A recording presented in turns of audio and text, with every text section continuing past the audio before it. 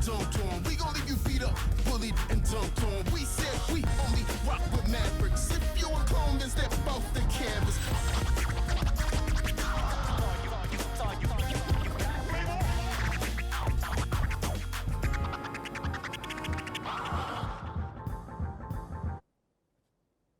Hello, hello, hello. Welcome back to the Box Score, everyone. For episode 2 of season 18, we've got a full agenda tonight, so grab your snacks now before it's too late. From the World Series to our newest WNBA champions and the return of a fan favorite segment, the next hour is packed with wire-to-wire action. But to start us off, we're going to pivot from the field and head to the rink, where goaltenders across the NHL can't seem to step on the ice at all. Shot stoppers across the league have demanded higher contracts, including notable new deals for players like Jeremy Swayman. But what happens with a guy like Igor Shesterkin? Joining me discussing the vastly changing market for goaltenders is Cam Veal, Kyler Maira, and Evan Sharrard. So Cam, tell me about the Rangers and Shesterkin. Well, Igor recently rejected an $88 million contract for 8 years. That's a lot of money. He would have been a record-setting deal higher than Carey Price's $10.5 million deal. And honestly, I think he's in the right to do so. Whoa! He is the most important player on this New York Rangers team, a team that has struggled in the postseason, a team that needs someone like him between the posts to get it done. If he is looking for a deal in the $10 million range, like his agent says, he would be the highest paid goaltender in the league, above guys like Sergei Bobrovsky, Vasilevsky, and Vezina winner Connor Hellebuyck. And this has something to do with how the game has changed. Personally, I think goaltenders do deserve more money, and they are right to ask for it. But does he have like the resume that stacks up against these other goaltenders? I think so. I mean, he's averaging 31 saves a game this season. Last time against the Maple Leafs, he saved 35 shots. That's a lot of shots. A lot of shots. And the day after he rejected that record-setting contract, he scored a shutout against the Red Wings. And he is just so good at making those crucial saves in crucial games. In the playoffs against the Panthers last year, he made some amazing saves, and he's just that goaltender who's going to get it done for you between the posts. I love it. I love it. But Kyler, you've got a different keeper. Give me who you're talking about. I'm talking about Jeremy Swayman today. Oh, what a surprise. I agree with your point that the goaltender is often the most important player on the team, but I think the goaltender is always the most important player on the team. If you have a bad goaltender, he's still the most important player on the team. He's just important in a bad way. Jeremy Swayman, though, fantastic. He's the Bruins' best player, and he happens to be the goaltender, which is why he's there. You disagree. Look, you disagree? Yeah, no. David Pastrnak, continue. I agree. Did you watch the playoffs last year? Jeremy Swayman kept them alive against the Florida Panthers. That's absolutely true. And he's much better than Ullmark in the sense that he's cool, calm, and collected. He doesn't make that many huge, flashy saves, but he's always in the right position. But I was about to say, for the Bruins that have a solid to good backup goalie, why does it make that much sense to pay Swayman that much money? Well, first, they got rid of Ullmark, right? Right. So he is the guy there right now. Well, right, but he didn't have to be for that price tag. Yes, but what matters to the Bruins is playoff success. They can do it in the regular season, but Ullmark is so spazzy that when he gets to the playoffs, the lights are bright, the energy's high, he lets in goal after goal after goal. We saw it in the last 2 years. Swayman is the guy who needs to play in the playoffs, and so that's why he's getting money like he is that guy. So you think that contract is fully deserved? Fully deserved. He's not even in the top 4 highest paid goaltenders. He's the 5th right now, and he should be even higher, I think. Even for a Bruins team that could be rebuilding soon? That could be. This isn't the time, right? They still have Brad Marchand. They still have Pastrnak on a long-term deal. I think that the Bruins team is still in win-now mode, and they're win-now mode with a great goalie. All right. Well, Evan, you're the last one we have to go to. You don't have a player, but you're going to talk about why you think the game has changed. Yeah, so Cam, Kyler, I agree with both of you fully. And really, the difference in why goalies are getting these contracts is the game style has changed. Over the past 10 years, the game's gotten a lot faster, and there have been trends where now we're seeing the play is faster than it ever has been, and the 3-goal average has been prevalent from 2018 to 2024. This season, 3.2 goals per game, where 10 years ago it was 2.7. That's a big increase. So that's a pretty big jump. Right. But also, the trend towards speedy teams means that these chances are being developed more often, plays are faster, goalies are better, and they're more important because there are more goals per game. So obviously the quality of keeper has increased, and because of that, the quality of contract should. Yes, and even if they haven't increased, how about this? So in 23-24 season, there were 9 teams with 20-plus games where they scored 5 goals or more. Okay. 10 years before, there was not a single team that scored 5 goals 20 times. None? Yes, just the Stars and the Rangers that did it 17 times. So scoring is on the rise, which means it is ever more important to have an elite goaltender between the pipes. So you think that now more than ever, Yes. that elite goalkeeper, having a guy between the sticks that can stop shots is the difference between a Stanley Cup and not? Yes, it absolutely can be. I think the rest of the team really is important around that. You can't just win with a great goaltender. Look at New York. But they're still a playoff team pretty much every year where it's Shesterkin starting back there. Right. All right. Well, you guys have convinced me. I can't lie. I was not on the boat. Now I am. Now, switching gears, we're going to toss it over to the diamond as the World Series matchup is set. Yankees and Dodgers for the biggest prize in baseball. Giving us a preview of what we should expect is Briggs Loveland and once again, Evan Sharrard. Briggs, I know you don't need any extra motivation to talk about the Yankees. Come get us started. Noah, I don't need any motivation. I really don't need any motivation. I'm on cloud 9 right now. I've been on cloud 9 the entire weekend. It has been just, the sun is shining brighter than ever. The birds are chirping louder than ever. And Evan, the New York Yankees are AL champions for the first time in 15 years. How did they get here? Well, it was their pitching that really set the tone. The big question for the New York Yankees was their starting pitching. Were they going to be able to pick them up? And a big question was going to be that closer role, specifically Clay Holmes. Yes. He struggled, especially in the back half of the regular season. And the guy I want to talk about right now, Luke Weaver. There it is. Weave Dog, man, absolutely stepped up when he needed to. He had 4 saves in the ALCS, or in the postseason. He was just fantastic. I can't really say enough. And Clay Holmes in the division series, 0 earned runs, 0 ERA. He stepped it up as that 6th, 7th inning guy. You had guys like Tim Hill, Mark Leiter Jr. even stepped up, Tommy Tight Pants, Canely. The bullpen was unbelievable. I have a surprise for you, Evan. Oh. This guy right here, Giancarlo Stanton. Read it and weep, folks. Read it and weep. And you know what? I'm going to put this on for you. This guy was incredible in the postseason. 4 home runs, 7 RBIs, a 1.2 OPS. He was fantastic.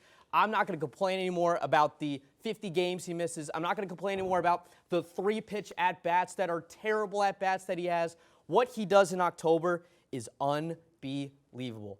And with that, Juan Soto. We get him for, maybe we just have him for this year. I don't know. We may need to pay him $800 million now, or $800 billion. I don't care what we pay him. He needs to stay in New York. That Game 5, 10th inning at bat, unbelievable. I've watched it 100 times, and I'm going to continue to watch it over and over again. That's what he brings to the table. Really, all the Yankees brought was Soto in that right field spot, and he has just done nothing but deliver. And it has been unlikely heroes. Rizzo, Volpe had iffy years. Both have stepped up in the postseason. I have to give credit where credit is due to Aaron Boone, Brian Cashman, Hal Steinbrenner. They pulled out this roster, and the New York Yankees are just playing amazing baseball, Evan. Absolutely, Briggs. And how did LA get here? Los Angeles Dodgers are making their first World Series since the 2020 season. And frankly, I think that fans would have expected a lot more Dodgers World Series than they've gotten in the last 10 years. But this team feels a little different, and it might not just be because of the big elephant in the room, which is Shohei Ohtani, whose playoff performance hasn't actually been as exciting as many fans has expected. Tommy Edman just tied a playoff record. Tied the Dodger playoff record for RBIs, and so did Mookie Betts in a postseason with 11. And they only lost 2 games to the Mets. And then they lost 2 games to the Padres. And they've had to fight for these games, too. This is a team that's, every postseason we usually see something a little different. Okay, what are the champions doing now? The Red Sox in 2018 and the Astros in 2017 were both using starters out of their bullpen. And we had seen that before with Madison Bumgarner in 2014 and other teams in the past. But now we're really starting to see The Dodgers, in 7 of their 11 playoff games, used 5 or more pitchers, and they used 7 pitchers to close out the Mets. So this is a team that's bullpen we were really worried about as well, Briggs, and they really performed above what we might have expected. Both these teams, I think the pitching is what we're going to be watching. It's going to be an amazing one. It's lights out offense. It's LA. It's New York. It can't get more box office than that. Doesn't get better than this. Absolutely. It really doesn't. All right, thank you guys both. I want it to be known, by the way, that Evan did put his money on the Dodgers at the end of last season, but I'm going to put my money on the Yankees with obviously no bias. But moving on, the Jets have been in the news as of late for firing former head coach Robert Saleh just a few games into the season. Our correspondents think that it could cause a few other coaches around the NFL to be on the hot seat. Joining me to talk about who could potentially be packing their bags is Everest Leach and Aidan Crooke. So you both have 2. Everest, give me your first one. Nick Sirianni, is he staying or is he going? Nick Sirianni should be fired by the Philadelphia Eagles, and I'll tell you why. Should have been fired last summer. Huh. I think, he wins a lot of games. 4-2. He wins a lot of games, but when you look at it, what is Nick Sirianni actually doing that justifies him staying the head coach after these past 2 seasons? Winning. He doesn't call plays. He's an offensive guy. The offense has struggled. The Eagles haven't scored a point. They in nearly beat the first Giants quarter. by, what, 30? Yeah, they didn't score any points in the first quarter. That's unprepared, and it's going to get them in trouble late. That's what happened last year. That's what happened with the collapse of the Eagles. Also, he's just unprofessional, and I get that some of it is Philly. People love him because he embodies Philadelphia. You can't be yelling at your own fans. You can't be getting into it with your players on the sideline like Nick Sirianni is. I think we need someone new to step in that is either a gifted offensive play caller or a true culture setter that I don't believe Nick Sirianni to be for the Philadelphia Eagles. All right. It's a hot take. I might be able to get behind it. Maybe. I don't know if I can. All right. But, Aidan, you have another coach, Oh, Antonio Pierce. Lord have mercy. As a Raider fan, this is very painful to deal with because the Raiders have sucked for years. They're going to continue sucking because it's just a cycle until we can build a team around it. Now, that said, for AP, the Raiders are in a constant state of flux, and it's not his fault. So you think that he should not be fired? He should not be fired. His job is safe for the next year at the minimum. Here's the thing. McDaniels era issues have rolled on to Pierce. That's what happens when a coach gets fired and you become an interim coach. But the thing is, you have to keep in mind the last 2 years of departures for the Raiders. Derek Carr, Devontae Adams, Josh Jacobs, Darren Waller, Zay and Chandler Jones. But the culture is starting to develop in the Raiders. You're starting to see that Raider autumn wind identity start to build itself back up. I don't know. It's hard to watch that football team. It's hard to watch, but the persona's there. That's the thing. But, you take the Jets' philosophy, obviously not what you want to model yourself off of all the time, but Robert Saleh was not a winning coach. Just like, unfortunately, Joe Douglas could be on the hot seat, the general manager for this because he's not a winning GM. So why does Antonio Pierce get a bye? Because it's a Raider culture thing. Pierce grew up in Compton when the Raiders were in Los Angeles. One of the things that the Raiders have to focus on if AP wants to keep his job, you must keep Max Crosby on the defensive end at all times. Keep him signed. I don't care. Gone before the trade deadline. I don't care if they got to sign him to a lifetime contract and we're dealing with Bobby Bonilla money. We got to keep him around. All right. I'm going to swing back to you, Okay, Everest. yep. We're going to go with the Dolphins head coach, Mike McDaniel. You got to keep him. You think? You got to keep him. Here's the thing. McDaniel's not a perfect coach, but I believe that offensive play calling is maybe the single most valuable coaching skill in today's NFL. Unless you're playing in the cold weather. Unless you're playing in the cold weather, he's got to figure that out. But you can't argue with how efficient that Dolphins offense has been when they've had their players, when they've had Tua. I think McDaniel's dealt with a ton of injuries. When they have Tua, think about how often Tua's playing. He barely is coming back this time. Is that McDaniel's fault, though? I don't know. I think he's been cursed with bad quarterback situations and bad injury luck. I think his play calling, his likability, the guys like him. Tua loves him, going to bat for him in regards to Brian Flores and all that stuff. I think he connects with the players, and I think he's a great offensive mind. Maybe he's not perfect, but I think in this loaded AFC, you got to keep him around. I know. So, $1 million question, how can you be a brilliant offensive mind if you don't have a brilliant offensive line? That's the reason Tua's out. Well, so that's why I'm going to come to you now. We're going to go with the Bengals' Zach Taylor. Now, that's another guy. Has an overall losing record. What are we doing? So one of the things that you always have to keep in mind with the Bengals, especially over the last few years, is that they're new to the playoff scene. They're new to the contender scene, like their first playoff win in like 40 years in 2021. The thing that you have to keep in mind with the Bengals right now, 6 out of the 7 games that they have lost so far have been by 1 score. 1 touchdown, 3 points, anything. But is Zach Taylor maybe a Joe Burrow merchant? He may be a Joe Burrow merchant, but that's the thing. You got to have Joe Burrow in the pocket. A coach-quarterback relationship's important. But the thing you also have to keep in mind is, of those 6 or 7 losses, 3 of them have been to playoff teams or playoff caliber teams: Ravens, Commanders, and Chiefs. We also have to they're also dealing with the off-field issues as well. Obviously, right. Joe Burrow's wrist injuries might re-aggravate. Chase's hold in, where he showed up to work, didn't do anything, didn't even get dressed. Taylor's going to be in the hot seat if the Bengals do not improve by the end of the season. We're looking at a wild card minimum here for them to even consider keeping Zach Taylor So you think around. he should be gone? He needs to get it together. He's gone. Okay, so you think he should be gone. All right. Well, thank you guys for that. We're going to head to a quick commercial break, but when we come back, get on 2 of the NFL's brightest young stars. Stay tuned.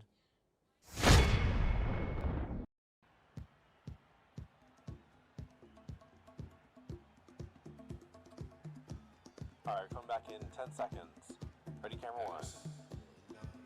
Camera 1, get a wide shot of the entire thing, and in 3, 2, 1, take talent cue. Welcome back to Emerson College.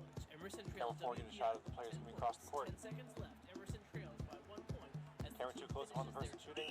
Thanks, Joe. With 10 seconds left, Emerson is hoping to pull away and score this game. Camera 1, get a close and follow them over. Emerson trails WPI 10 points. 10 seconds left. Emerson trails by 1 point as the team finishes their timeout. Camera 1, close up on number 33.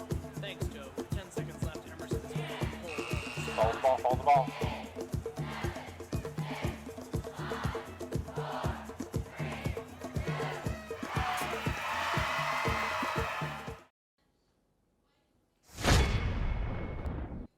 Welcome back to the box score. If you didn't see that championship deciding game between the New York Liberty and the Minnesota Lynx, you missed out.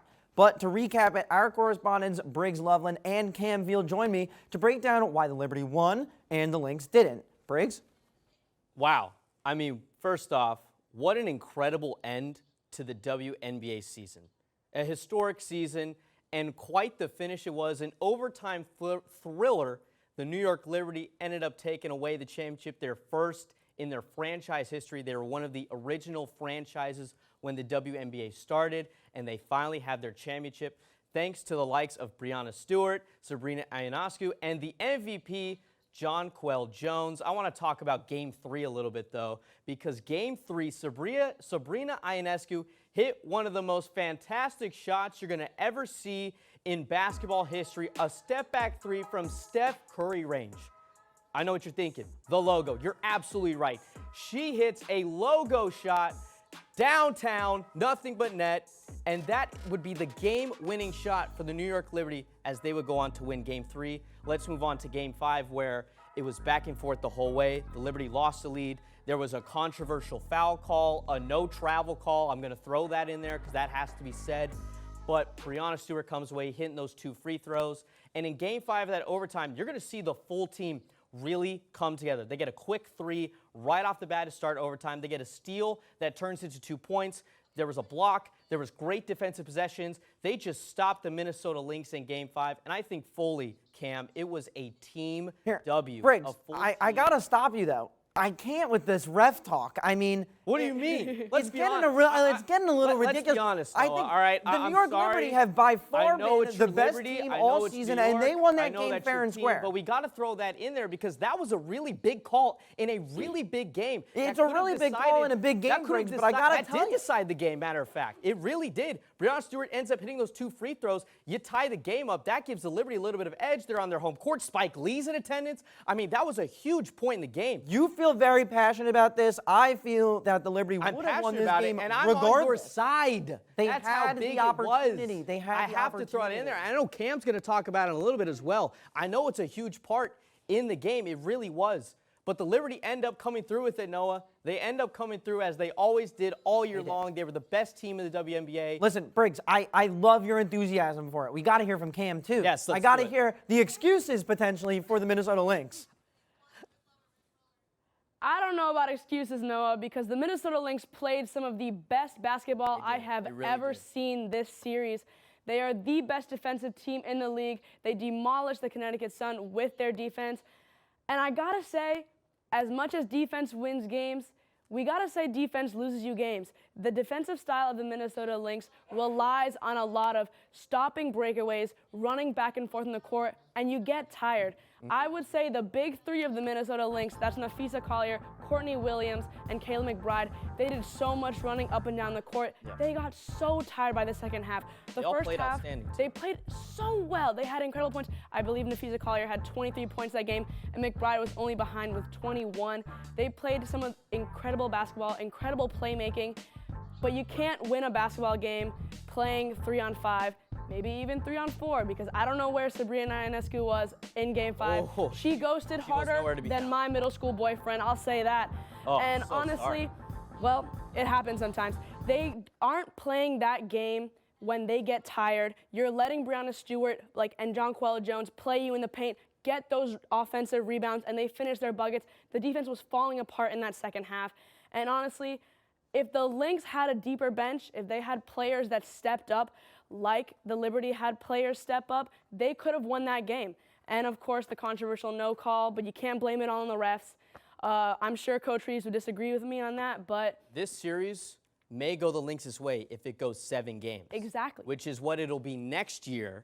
Starting next season, they're going to start doing a 7-game final series. That's going to be fantastic. It's just going to grow the WNBA as much as it's grown already. It was a historical season, and the ending of it all, I mean, Hollywood can't even write a better script than that, Noah.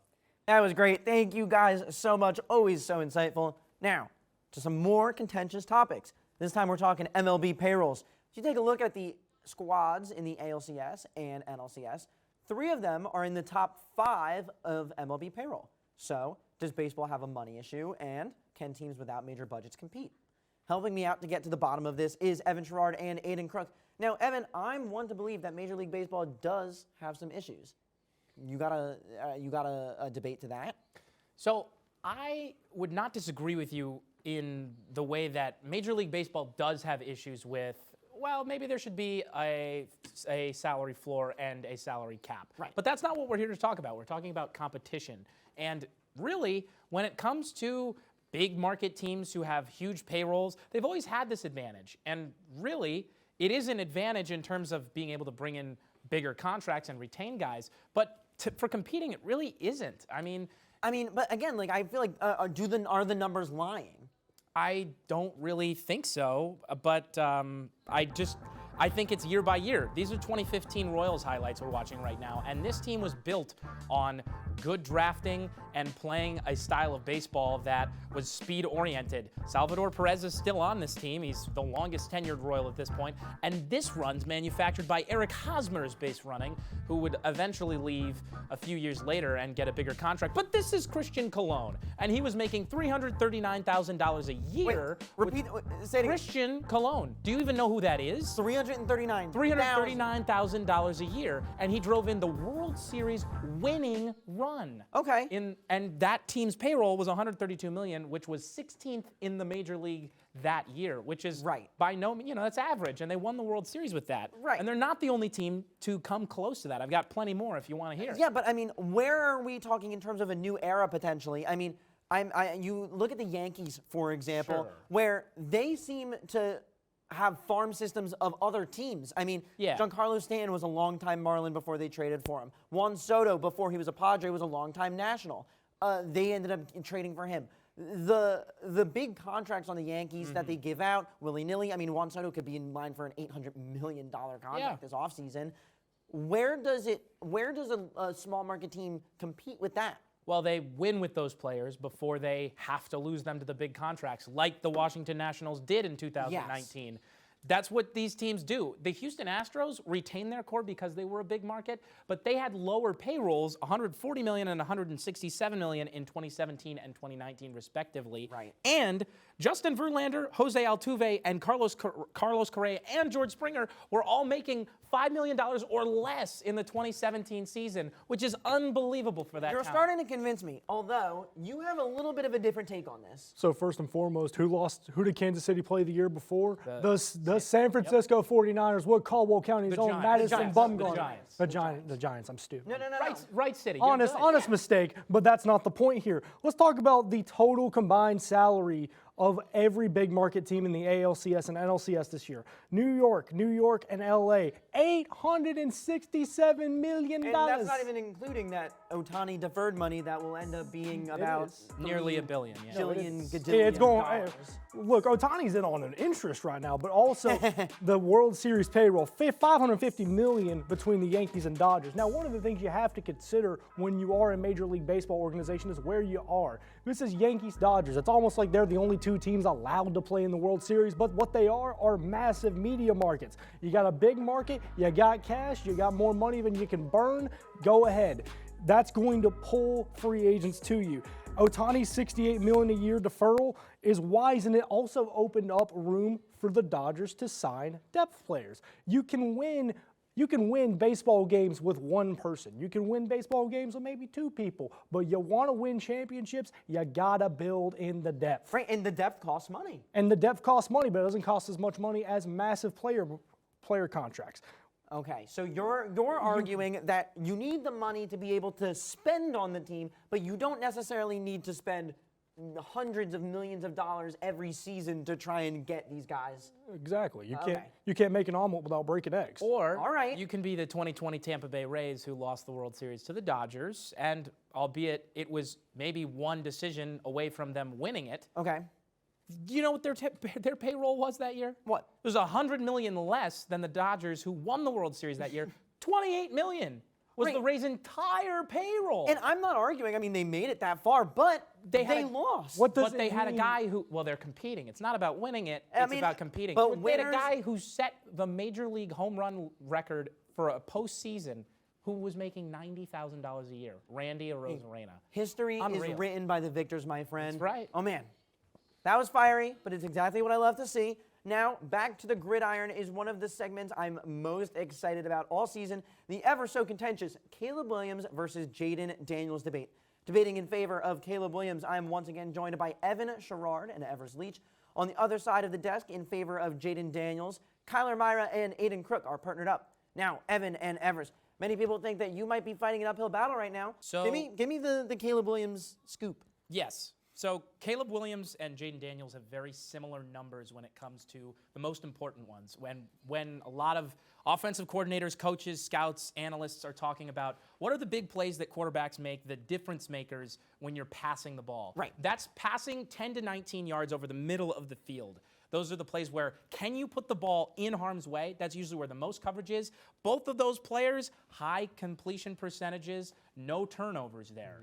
It's really tough. You got to find something that's going to budge. Caleb Williams has had the 24th best receiving core according to PFF this year. And when we're looking at some of the stats, what Caleb Williams does is he brings poise to a pocket and play extension. And he makes his teammates better. Yes, he makes his teammates better. And really, yes, he is an elevator. And look at this play extension here. I mean, this reminds me a lot of Patrick Mahomes watching Caleb Williams play early because of his ability he stays calm under pressure and he makes his reads very quickly. He made 4 reads right there in under about 2-3 seconds, which you rarely see from a rookie quarterback. You're often looking at, okay, well, we'll see that in a couple of years. Now, this is the play extension I'm talking about where that's Patrick Mahomes I'm seeing. Yeah, breaks a sack. He's able to And these are grown men. Yes. This is not the college level. Grown men on the Panthers and Jaguars is what we've seen so far. Look, and you said you wanted to find a key metric where maybe one elevates over the other. How about rush yards, passing yards, yards per attempt, interceptions, in which case Jaden Daniels has Caleb Williams beat? The problem with stats straight up like that in football is a team game with 11 on 11 playing, 53-man roster, and your offensive line frequently plays into the ability of a quarterback to play. Same with your receivers. So when you give me passing yards, passing touchdowns, and interceptions, well, I don't know how those came about. Did those come about with screens? Did you break a sack every single pass and throw 40-yard touchdowns? Did you run the ball down to the 4-yard line and throw a touchdown and pass for 50 touchdowns a year? like, you can do those different ways, so you're not moving me. Well, if you add them all up, right? Yards per attempt, okay, he's throwing it farther on average than Caleb Williams is. Passing yards, he's not just getting to the end line and dinking. If anyone is, Caleb Williams is, because he's got more touchdowns. And there's no way you're telling me that the Washington targets are better than the Chicago Bears targets. Well, to be fair, listen, I'm not picking a side here. Listen, but again, it's a PFF statistic. They're the best analytics guys in the game, and their receiving core hasn't been good. I mean, They're not performing. They're not passing the eye test either, to be completely honest with you. They've got the notoriety, but they don't really Exactly. have. They're top 5 in drops, aren't they? Yes, and Big names do not always equate to big stats. That's what we're seeing with the Bears receiving core. Washington's been playing really well. Jaden Daniels also has way more run support than Caleb Williams have. The Commanders have the most rushing touchdowns in the league. That sets Daniels up for success. And Jaden Daniels has the best offense in the league. Yeah. And because of Jaden Daniels. Exactly. Let's look. It's almost the exact same offense as it was last year. Except with Brian Sam Howell. Robinson is an elite running back now. Oh, And they have maybe one of the because best run they have to blocking put teams. so many people back to make sure that Jaden Daniels doesn't torch teams over and over again. I mean, When what do you think? Yeah, When you create threats on the ground, you open up the air, and when you make defenses look everywhere for you, you're going to be in a very good position. Fully agree. And one of the things you have to consider with Jaden Daniels, he loves to move defenders with his eyes. Watch, he'll get around this strip sack right here, throws it down, and he's got the 60 defender yards. right where he Yeah, wants but I wonder him. who that is. It's Yeah. Terry McLaurin against. Oh, yeah. But you were But here we talking got about in a the team. pocket They're again playing from the the 40. Browns. The Browns have Jaden a fine Daniels defense. rolls right, throws over, gets the short pass, gets the completion. Notice This how is- every single one is to Terry McLaurin too. That's because he's their only weapon on the whole team. Chicago, Roma Dunze, great talent. Keenan Allen has been great for years. They've got Has so years. What DJ have you Moore done is for on a me lately? crazy What have you done contract. this year? Yeah, he does have a crazy contract. One of the biggest numbers, and I don't think this is a conversation of who's a good quarterback. They're both Both of They're these both guys are the elite. best Yes. rookie Yes. quarterbacks I may have ever seen play in a season. But the difference here is Caleb Williams does not have the support on the ground, as they have the 5th worst run blocking offensive line. So you talked about how passing the ball opens up the running game. Well, And vice versa. When you can't run the football, you are making it really hard on your quarterback to make any plays. And the fact that these two are even close right now is really what's surprising. They're not close is the thing. Jaden Daniels is winning in every major statistic. His team has, well, a relatively similar record, but if you look at the wins that Caleb Williams has won, they've been against bad teams every single time. Chicago's had one of the easiest schedules in the entire league. That's true. And one of the things we also have That's to consider, absolutely true. one of the things we also have to consider, the NFC North, the entirety, top to bottom. Bears are 4th in the NFC North. Okay, that sounds like an average Bears season. Everyone has a winning record. Yep. Every single team above 500. And they're keeping pace in that division the- because of Caleb The Williams. last team to lose their O was Minnesota last night. And Minnesota was one of the last undefeated football teams. And they played a team in division. That's right, but let's just real quick. Who has won the Rookie of the Week for week 1, 3, 4, 5, and 6? Jaden Daniels. That's Jaden Daniels, and that's why he's the better. And how But many does Caleb Williams have? Awards don't really tell Awards you are given to the who better is- player.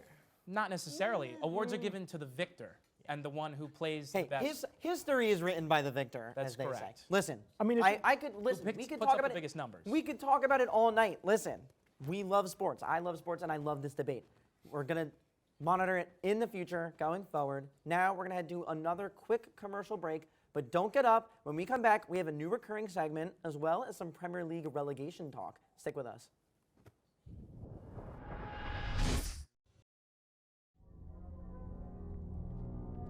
And when I arrive at my destination, I am gonna kill Bill. Okay, cutting. Sorry, can we get some of this light? Where in God's name is the gaffer's tape?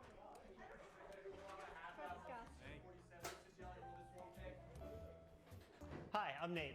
And I'm Casey, and we're the National Broadcasting Society. Come out to some of our weekly workshops or work on some of our sets. Explore the bigger picture with NBS. We'll see you there. All right, let's get another take. Camera, sound.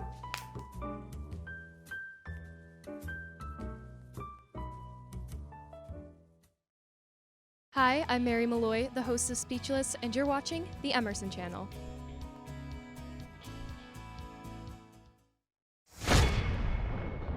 Welcome back to the Box Score. I'm Evan Sharrard, and we're starting a new segment. This is Film Room, so let's jump right into it. Control Room, let's go. Here we are. First thing I'm seeing here, we've got one high safety over there, and then over here, there's another one just peeking out over here. So now we can play, see what we're going to be looking at. First thing I'm thinking, maybe a cover 3 look. Now he's dropping back more. I'm thinking cover 6. But now, all of a sudden, this shell forms. Pause it right here.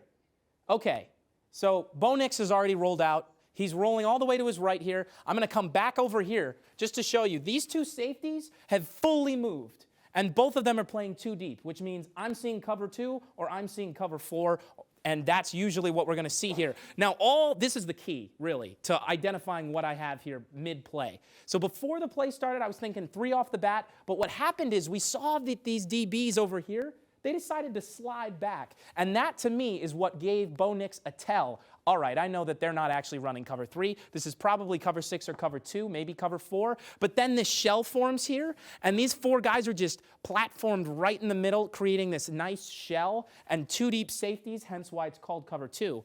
And what this does is this cover 2 shell is covering the middle part of the middle of the field and the outside parts of the short outside part of the field, which means this gap and this gap between these 2 guys, there's nobody there.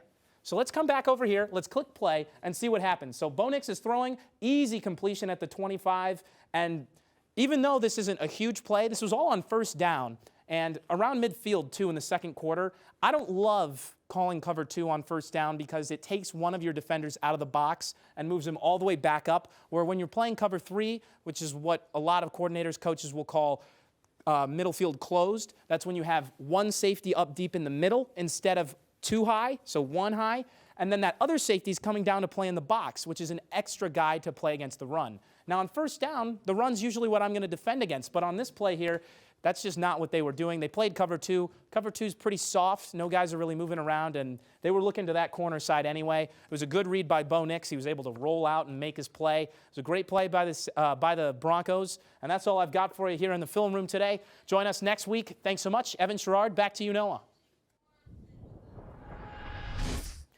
Evan, that was absolutely electric. Made me want to run through a brick wall for you.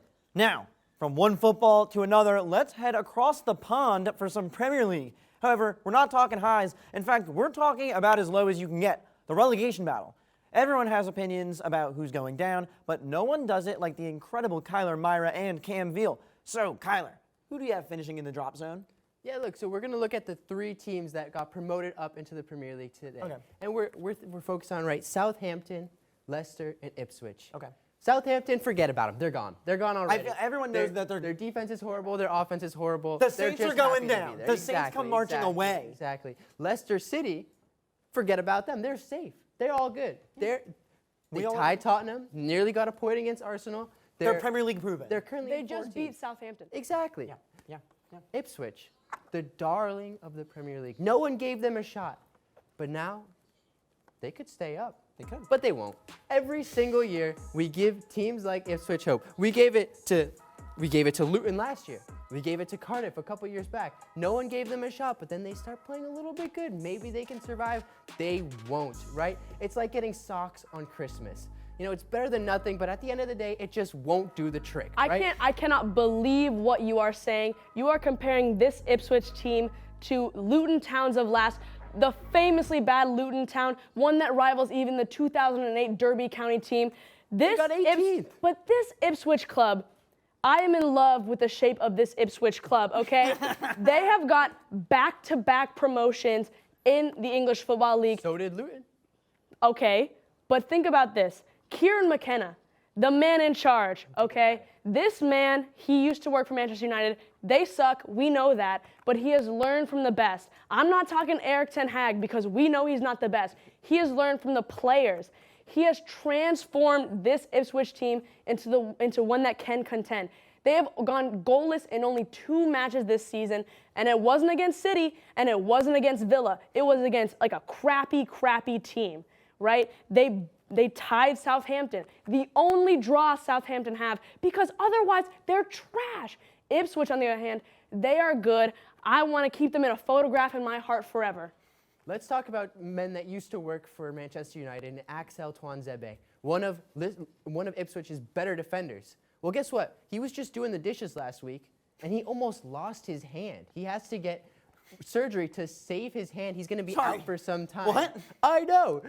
So this is leaving a hole in the Ipswich back. Other than that, they've got Liam Delap and Sammy Smosticks. Other than that, they're in huge trouble. You're not giving them enough. You're not giving them enough They've credit. yet to win a game this year. And you think Southampton would do it before them? No. No, I think Southampton's going down too. So you think Wolves are going to win a game before Ipswich? I do. I don't. I don't think that at all. So you- Ipswich, So you they think, have. you think Wolves are going down? I think Wolves will go down. So What are they Wolves, going to do? Southampton and who? Crystal Palace are there now, but they're not going down. I don't know. Maybe Bournemouth. Probably not Bournemouth. They just beat Arsenal. Yeah, but who? Oh, whoa. We're not talking about that. We're not talking about that at all. I don't even want to get started. We covered officiating last episode. Don't even get me started. I wear this necklace with pride. I am an Arsenal fan to the day I die. Michael Oliver, if you're watching this, I'm going to get you, okay? And to be fair to Cam, it's almost a backhanded compliment, but anybody can beat Arsenal on any given day. So it's not when the much of an refs are in their back pocket, okay? I don't even want to Bournemouth talk about that Saliba dominated. red. That They had was a man up, nothing. but they dominated. Right, There's no way Bournemouth. 11 versus 10 doesn't fit, Kyler. Look, We can call it 12 versus 10 too. But that's not what we're talking. We're not talking about that. We're talking about Ipswich, okay? This is a team that has played top 4 teams. They lost to City, but you know, beating City isn't for everyone, right? Okay? Sometimes the greatest team in the world can do it, right?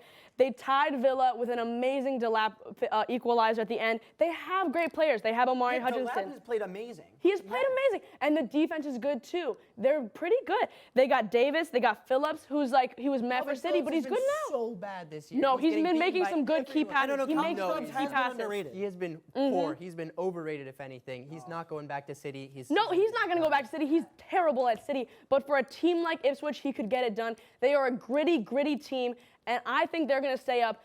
17th is a good look for them. Why not even 16th? Why are we even stopping there?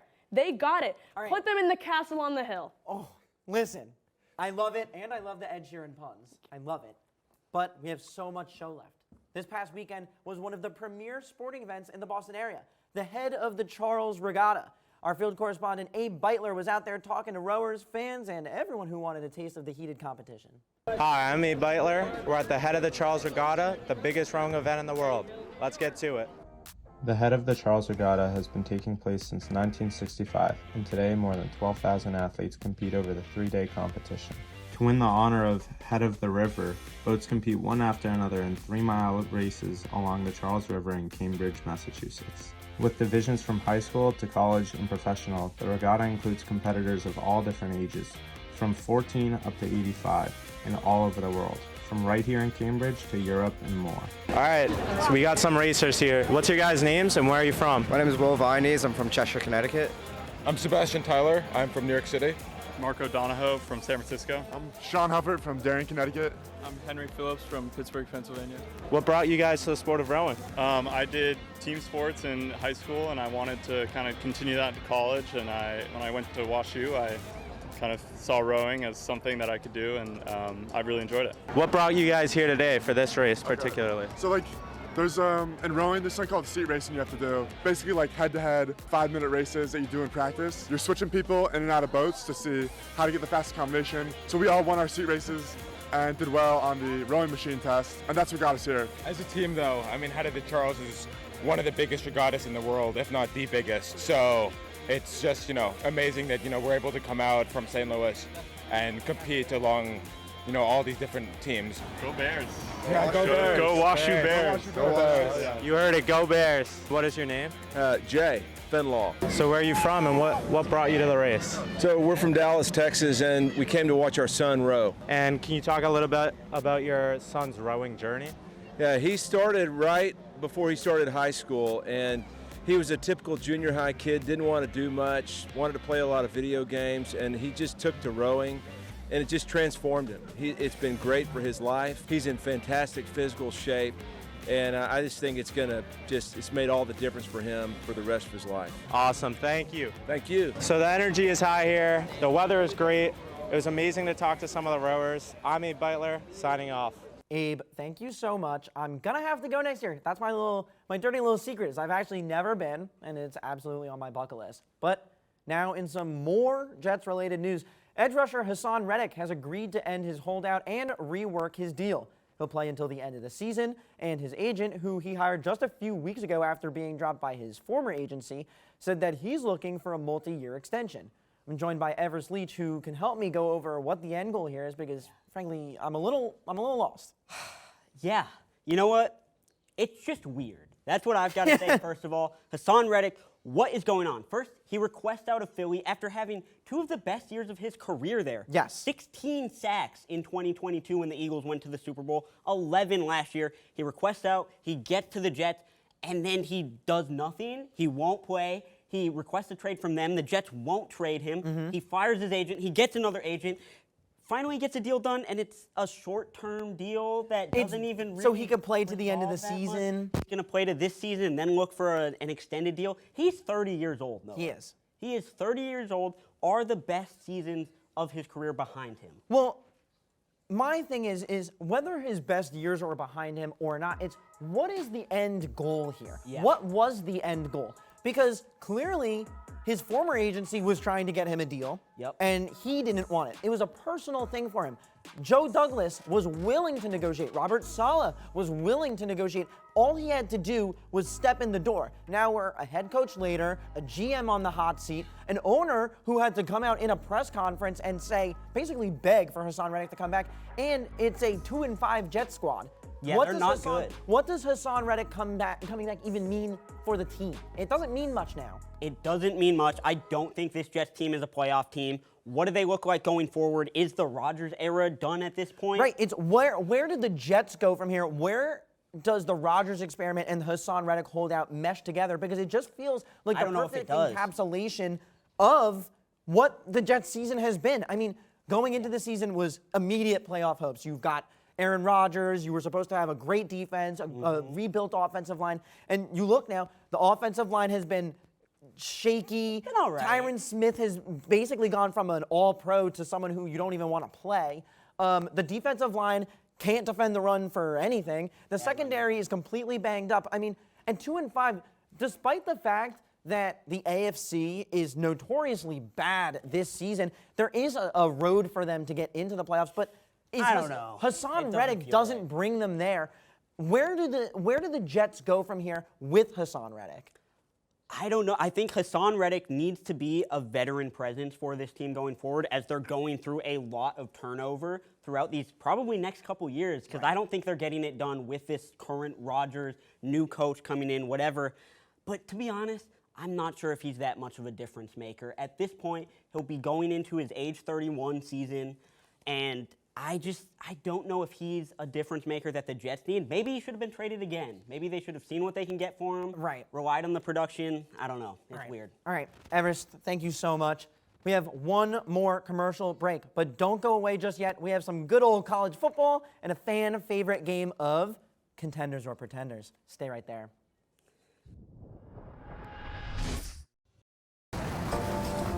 Maggie, did you print up the script? No, that was your job. Maggie, oh my God, I do it every week. No, I told you this is the one but we I talked didn't about want this. responsibility. Okay, I need to pick my wedgie. Oh my God, look, they got us slushies.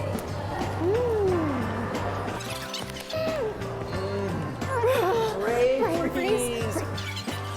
Oh my God, we're here. He's queer. Now get used to it. Come on, give me my mic. Mic me. Hi, I'm Christian Mudrick. And I'm Maggie Morlap. And you're watching Real Reactions. On the Emerson channel. Hi, I'm Aaron Kinigsberg, host of EIV's The Dish. Tune in every Friday for your chance to see what kind of bow tie I pulled out of my closet today.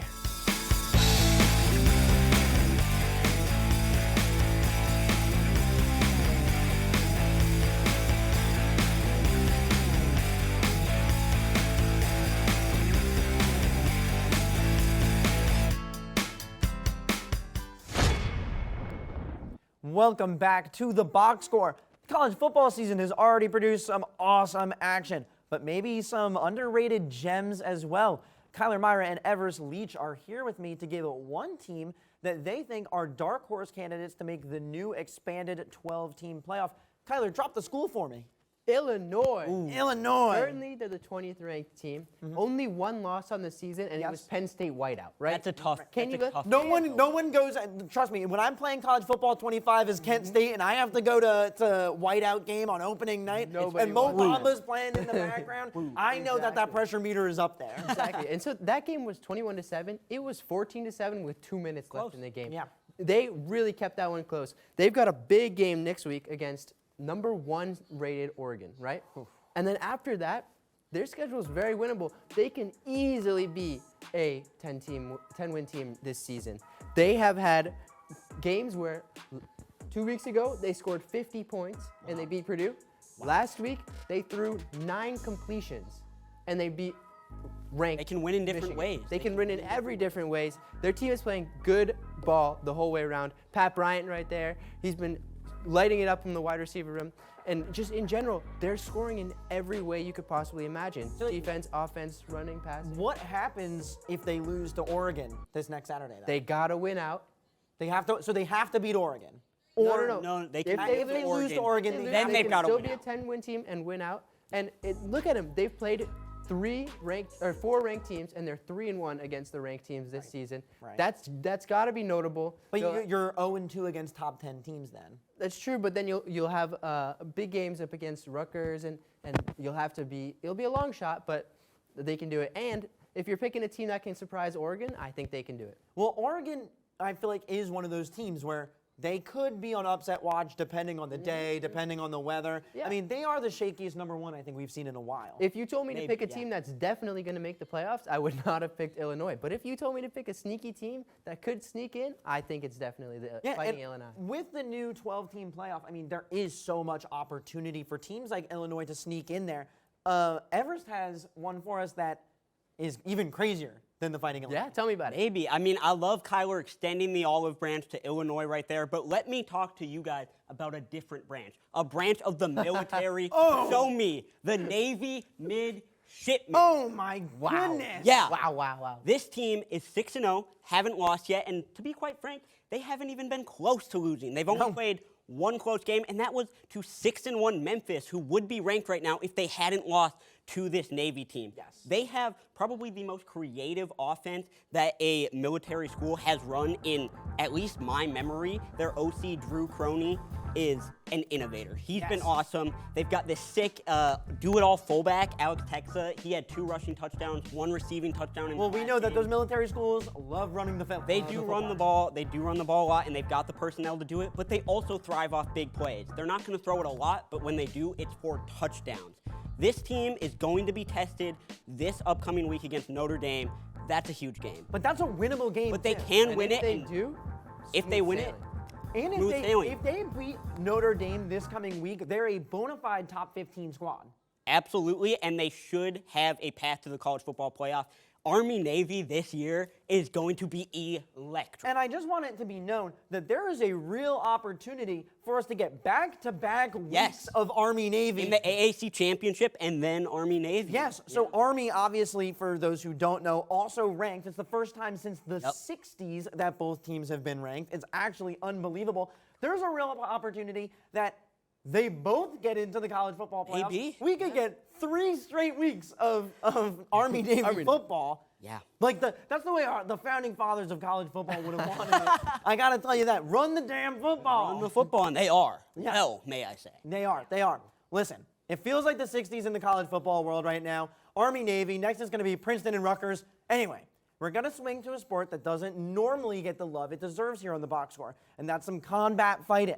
We've got a new special segment with Aidan Crooke, Crooke's Cage. Aidan, bring me the energy. You know, now college football isn't the only show on TV on Saturdays. We got the UFC coming up this week, Abu Dhabi, Etihad Arena, featherweight title fight, Ilya El Matador Topuria versus Max Blessed Holloway. Let's roll the film on Holloway first. Let's look at this. This is arguably the most notable clip that you see with Max Holloway, his best boxer in the UFC moment against Calvin Kattar. This was his first fight after losing the title to Alexander Volkanovski in the rematch. But don't discount his striking style. He can pull a guillotine on you and put you to sleep. He's dangerous on every level. And once he gets this tap out here, we're going to switch over to UFC 300 with Justin Gaethje, where you can really see where Max Holloway thrives in 3. There we go. It's UFC 300. Last 10 seconds, round number 5 for the BMF Championship, the baddest man in the game. You watch that Holloway and Gaethje swinging. They're swinging. Overhand right puts Gaethje out. Now we roll to Topuria. One of the things that you have to understand with Holloway is that he's very much counter-striking. He can dodge you with high-level boxing. He can outstrike you, but do not discount his ground game. You saw that guillotine. He's had finishes from ground and pound as well. Let's talk about El Matador, Ilia Topuria. So he got here with his finish capability. One of the things that you have to understand about Topuria is that when he throws, he's looking to put your lights out. Very high finish capability. He didn't wrestle in his title fight against Volkanovski, but he's dangerous, and he has a standing arm triangle, or an arm triangle, some sort of arm triangle over Bryce Mitchell a couple years back. You watch this. He dodges the spin kick, works in the ground and pound, tries to find the approach, gets in there. Herb Dean, stop the fight, man. Come on. Running him over. But also, Ilia Topuria has a background in Greco-Roman wrestling, which if you find him in the clinch or you're up against the cage like this, there's that arm triangle again I was talking about with Bryce Mitchell, with the camo shorts on, by the way.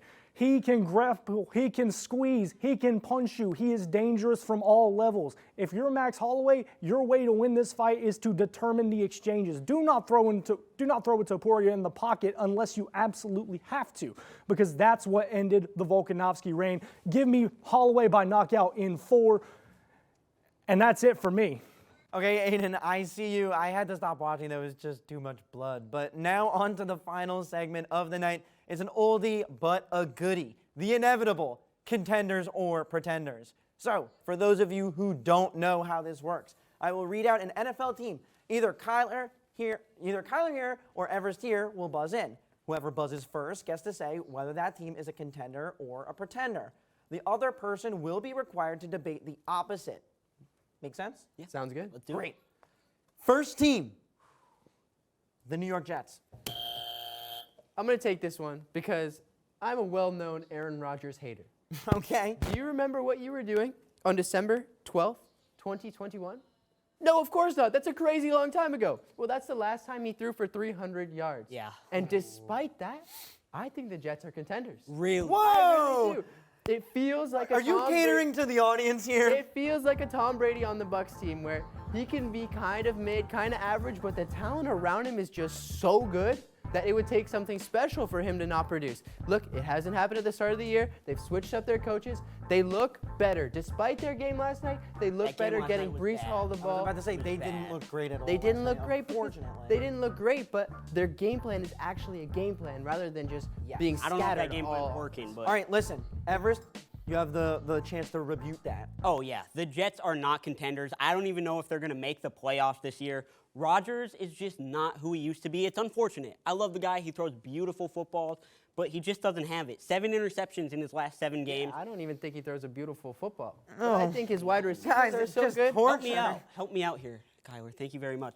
Their O-line's not good enough to do it. They're going through coaching changes. No consistency on that team. And their division is tough. You know, the Bills are really good. Patriots, not great, but Drake May, maybe looking better than Aaron Rodgers. Like when the Jets play the Patriots this next coming week, it's a tough out. Jets-Patriots is always a tough out in Foxborough. Yeah, but the Jets will win. I hope so. I would would hope make me they win very that happy. game It'd be too. 3 straight games. Listen, we got to go to the next team. The San Francisco 49ers. I'll take that one again. You got to be quicker on that buzzer, Everest. I know. I got to get it together. This is another team that's started off poorly, but they'll pick it up. They've been a chameleon with how many times they've had to change their identity throughout the season with injury after injury after injury. Okay. They're going to be used to changing their identity by the end of the season. Did you see their game against the Seahawks? 36-24. Dominant fashion. That offense was firing on all cylinders. Winning by 12 is not always what I call dominant fashion. Putting up 36 points is what I call dominant fashion. Okay. I think they have talent in so many places on this football team, and they've been so banged up that they haven't put it together. All right, but they're going to as the season goes on. But you know, Brandon Ayuk out for the rest of the year now. Torn ACL and MCL. But what has he done at the start of the year to make you think that he's a great weapon down the stretch, though. But Everest, I'm not going to argue it for you. Tell Kyler why you think they're not a contender. The injuries are too much to overcome for this team this year. Brandon Ayuk out for the season. It's too much. And Brock Purdy, although I like the kid, he's a great story, he's not someone who can overcome as much adversity as he's going to have to get this Niners team to the promised land. They've had the chances in past years. They haven't been able to get it done. And I think the moment's kind of past them with this rotation. Guys are old. They're banged up. Can Shanahan outcoach Andy Reid? He hasn't been able to in the past 5 appearances. So, I don't know. All right, we'll move on. Okay. The Los Angeles Chargers. Give me that. Give me that. I got to get in here. You guys got to be quicker on the buzzer, man. We're thinking about it. We're letting our thoughts ruminate so that I can tell you why the Los Angeles Chargers are contenders. Whoa. I have so much faith in Jim Harbaugh. The guy wins everywhere he goes. I have faith he's going to steal signs. That's what I have faith Hey, in. if it wins you football games and they don't catch you until after you've got that Lombardi, who's going to say anything? True. Tell that to Bill Belichick. Who's going to say anything? Whoa. Yeah, but no listen. Bill Belichick data. Harbaugh won at Stanford. He won at San Francisco with the 49ers. He won at Michigan, delivered the national championship. Now he's back. This Chargers team, 3-2. They've looked good in some games. They've looked bad in others, but I think the run game's consistent. Their defense is playing better than it has in past years, even under Brandon Staley, who was supposed to be a defensive guy. I think Harbaugh is helping this team out, and maybe they're a long shot, but I would never count out Jim Harbaugh. I think that team can be good. In a weak AFC, I will agree with you. There's a lot of teams in the mix there in the hunt, but you think they're not a contender? Who's getting it over them? Not at all. Let me tell you, I don't even have to worry about who's getting it over him because there's going to be so many teams that are going to get in over them. Let me read you out a list. Okay. Bo Nix. Okay. Gardner Minshew. Okay. Bryce Young. Yes. You're thinking all-star quarterbacks, aren't you? No. Exactly. Those are the 3 quarterbacks that the Chargers have beaten this year. No wonder their defense looked great in those games because they're playing horrible teams. As the season progresses, they're going to have to play tougher teams. They've got Patrick Mahomes twice, as they do every year. It's just the running teams never push through in the end. They're going to fall off, and they're not going to win. I have no faith in the Chargers. I have faith in Justin Herbert and Jim Harbaugh. The Jets needed a wide receiver at the deadline. Went out, got one. The Bills needed a wide receiver, went out and got one. Chargers, no movement, hey, my boy Lad no McConkey, success. He's carrying, bro. Trust. I don't know. I don't know about that. Carrying. Moving on, we're going the Cincinnati Bengals. Oh, see, that's the speed I'm looking for. There we go. I know. We had to speed it up. The Bengals are not contenders this year. Okay. Their defense has been torched by every good quarterback that they've played this year. And guess what? In the playoffs, if they make it there where they would be a wild card and have to go on the road, all you're going to play is good quarterbacks. Right. Kansas City, Yep. Buffalo. Kansas City, Buffalo, Baltimore with Lamar that sounds Jackson. like a nightmare for Zach Taylor. They've just put themselves in too big of a hole. We know this Bengals team can get hot late in the year. I don't know if this is it, man. They've been through too much. Burrow has played well, but that defense has to get it together against good teams, and they've got to prove that they can get back to that championship level that they were at 3 years ago now. It's been a little while since we've seen this team make it to a Super Bowl. Okay. Oh my gosh, how many years are we going to do this with the Bengals? They start the season bad. We think they're not going to do anything. Win. That's going to be the same thing again.